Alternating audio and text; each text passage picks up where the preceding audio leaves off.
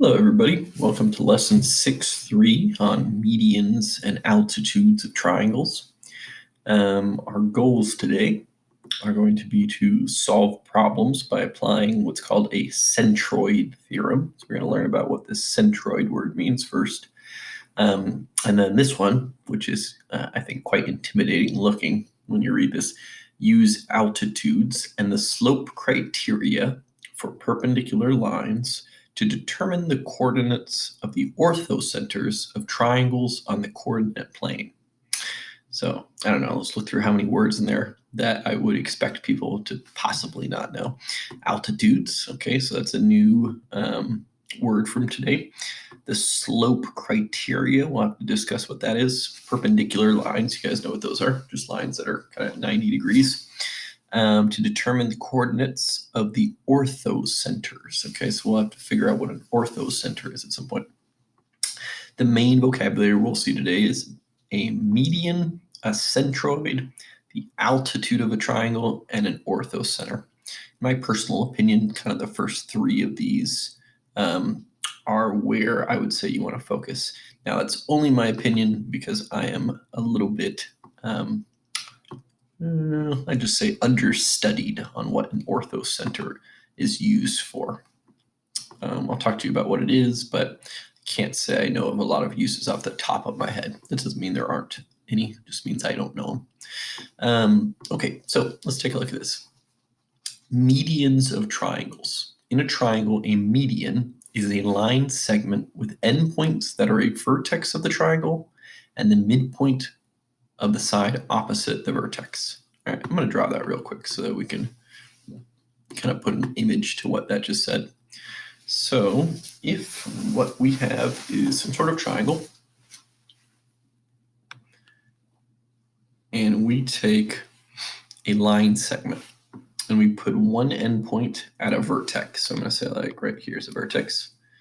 And then the opposite side of the line segment I'm going to draw needs to go to the midpoint of the side opposite the vertex. So this would be the side opposite the vertex, and the midpoint, would be roughly over here. So they're saying that this line segment right here is what they're calling a median. Now, I didn't have to draw it from that particular vertex. I could have said, okay, what about from this vertex to the middle of that one? Well, that would be another median. And then there'd be a third median. All triangles would have three medians. And what you notice is if you draw out those three medians, they cross over, and they cross over perfectly all together in one spot.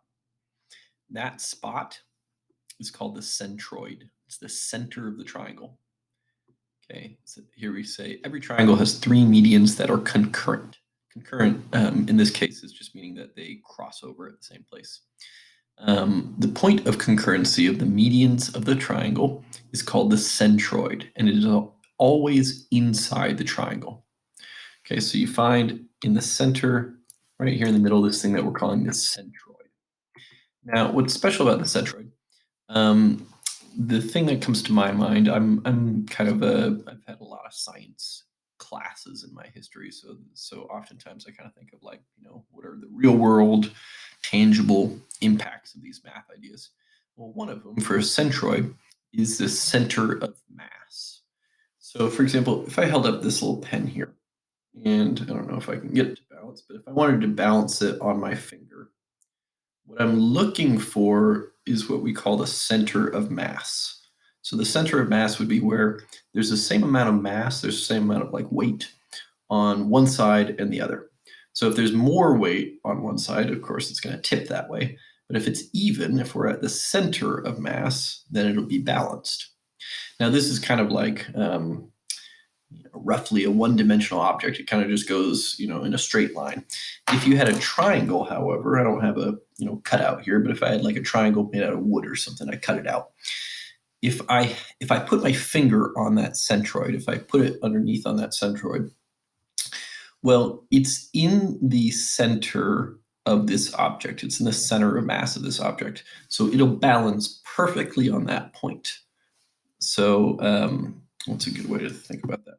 If we get rid of two of these, if we just think about this one, Going from the vertex to the center here cuts this in half. Well, that's not a good way to say it. Let's just stick with that. When you're at the centroid, you're at the center of mass. You're at the exact middle of the object. The centroid theorem just states that the medians of a triangle intersect at a point called the centroid. That is 2/3 the distance from each vertex to the midpoint on the opposite side. Okay, so this is something called the centroid theorem. It's just talking about where we expect to find that centroid. And specifically, there's kind of this interesting thing that comes out. It's not explained right now. It says you will prove theorem 6.7 in exercise 22. So we can prove this later. But for now, we're just going to talk about the fact that it's kind of been pre-established that where we find this point is 2/3 of the way across that median.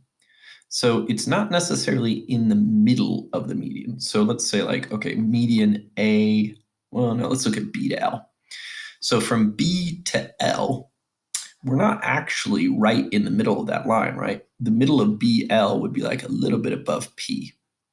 In the same way, the middle of N to C would have been like a little bit further to the right of where P is at.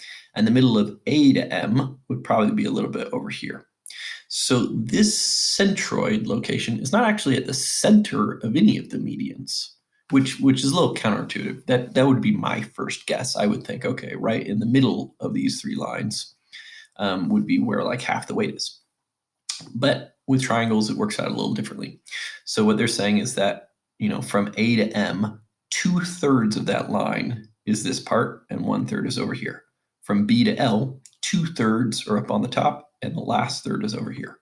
From N to C, 2/3 of that line segment goes right here, and then 1/3 of the distance is there. Okay, so we're going to use that in following example, which will be in the next video.